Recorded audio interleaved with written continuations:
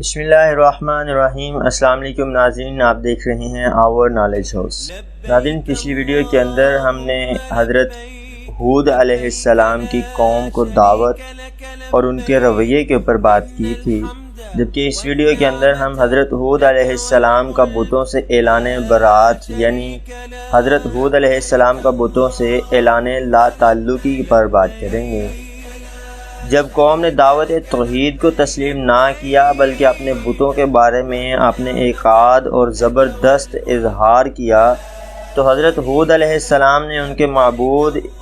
ان باطلہ سے بیزاری اور برات کا اعلان کرتے ہوئے فرمایا، جس کا ذکر اللہ تبارک و تعالی نے سورہ الہود کی آیت مبارکہ 54 اور 55 کے اندر کیا ہے۔ اللہ تبارک و تعالی فرماتے ہیں، میں اللہ کو گواہ بناتا ہوں اور تم بھی گواہ رہو کہ جن کو تم اللہ کا شریک ٹھہراتے ہو ان سے بیزار ہوں۔ تم جن کی اللہ کے سوا عبادت کرتے ہو وہ اور تم سب مل کر میرے بارے میں جو تدبیر کرنا چاہو کر لو اور مجھے مہلت نہ دو۔ حضرت ہود علیہ السلام نے ان الفاظ کے ساتھ انہیں چیلنج کر دیا، ان کے معبود سے لا تعلقی کا اظہار فرمایا، ان کی تحقیر فرمائی اور واضح فرمایا کہ یہ بت کوئی فائدہ یا نقصان نہیں پہنچا سکتے، یہ تو بے جان جمادات ہیں، جو حکم دوسرے جمادات کا ہے وہی حکم ان بتوں کا ہے۔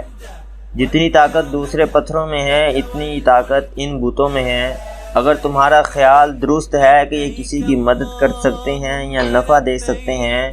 تو میں اعلان کرتا ہوں کہ میں ان سے لا تعلق ہوں، ان پر لعنت بھیجتا ہوں۔ تم اپنے تمام وسائل اور پوری طاقت سے جو کچھ کر سکتے ہو ان کا پروگرام طے کر کے کر ڈالو،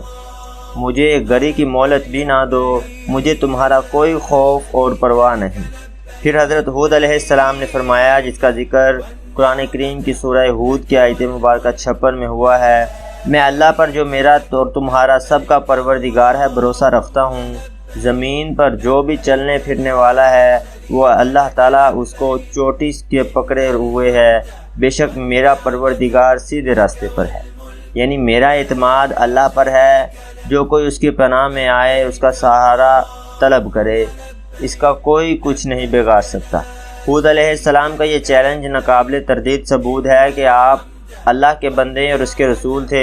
اور مخالفین جہالت اور گمراہی کی وجہ سے غیر اللہ کی عبادت میں مشغول تھے، کیونکہ وہ لوگ ہود علیہ السلام کو کوئی نقصان نہیں پہنچا سکے، نہ کوئی تکلیف دے سکے۔ اس سے ثابت ہو گیا کہ ہود علیہ السلام کا پیغام سچا تھا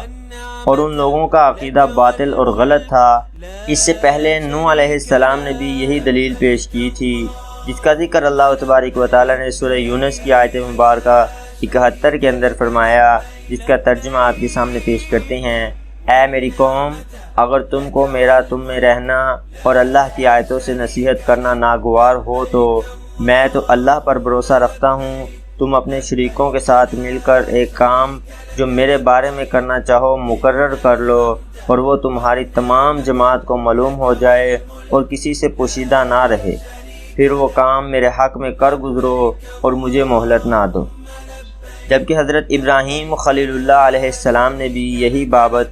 فرمائی تھی، جس کا ذکر اللہ تبارک و تعالی نے سورہ الانعام کی آیت مبارکہ 80 سے 83 کے اندر کیا ہے، جس کا ترجمہ آپ کے سامنے پیش کرتے ہیں، اور جن چیزوں کو تم اس کا شریک بناتے ہو میں ان سے نہیں ڈرتا، ہاں میرا پروردگار کوئی امر چاہے، میرا پروردگار اپنے علم سے ہر چیز کا احاطہ کیے ہوئے ہے۔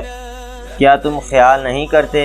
بھلا میں ان چیزوں سے جن کو تم اللہ کا شریک بناتے ہو کیوں ڈروں، جبکہ تم اس سے نہیں ڈرتے کہ اللہ کے ساتھ شریک بناتے ہو جس کی اس نے کوئی سند نازل نہیں کی۔ اب دونوں فریقوں میں سے کون سا فریق امت اور جمعیت خاطر کا مستحق ہے؟ اگر سمجھ رکھتے ہو تو بتاؤ۔ جو لوگ ایمان لائے اور اپنے ایمان کو شرک کے ظلم سے مخلوط نہیں کیا ان کے لیے امن اور جمعیت خاطر ہے اور وہی ہدایت پانے والے ہیں، اور یہ ہماری دلیل تھی جو تم نے ابراہیم کو ان کے قوم کے مقابلے میں عطا کی تھی، ہم جس کے چاہتے ہیں درجے بلند کر دیتے ہیں، بے شک تمہارا پروردگار دانا اور خوب جاننے والا ہے۔ ناظرین، اس کے اگلے اور آخری حصے کے اندر ہم حضرت ہود علیہ السلام کی فریاد اور نوعیت عذاب کے اوپر گفتگو کریں گے۔